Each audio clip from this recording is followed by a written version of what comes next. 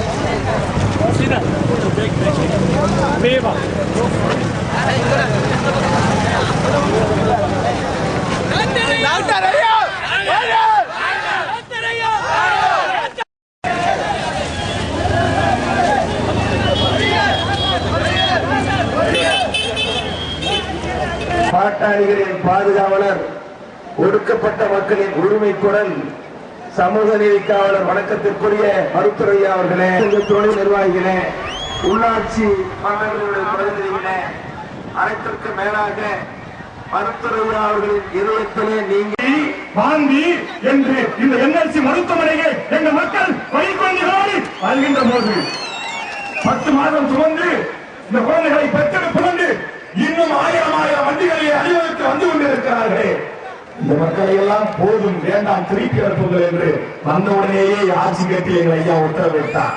இவ்வளவு வேகாத வெயிலை மக்களை கொண்டு வந்து வாட்டி வைப்பதை காட்டிலும் நான் பேசுகிறேன், நான் வந்திருக்கிறேன், உரிமை கிடைக்கும் என்று சொன்னிய எங்கள் ஐயாவிற்கு இந்த நேரத்தில் இந்த ஆயிரக்கணக்கான எங்கள் மக்களின் சார்பாக அடுத்த தேதி, அடுத்த நாள், அடுத்த மணி குறித்து எங்கள் ஐயா எந்த கண்ணசிவியை காட்டுகிறாரோ அந்த கண்ணசிவை நோக்கி எங்கள் படை புறப்படும் என்று கூறி உங்களுக்கு நன்றி முடிக்கிறேன். நன்றி.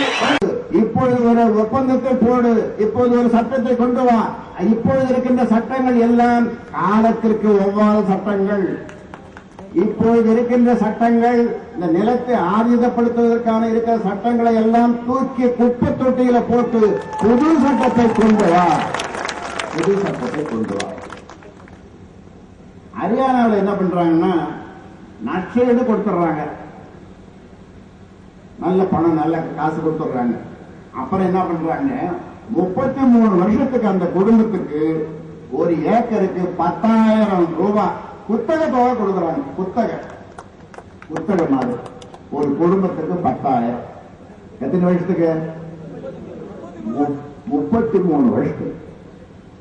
அதே திட்டத்தை இங்கே கொண்டு வா, இங்கே கொண்டு வா.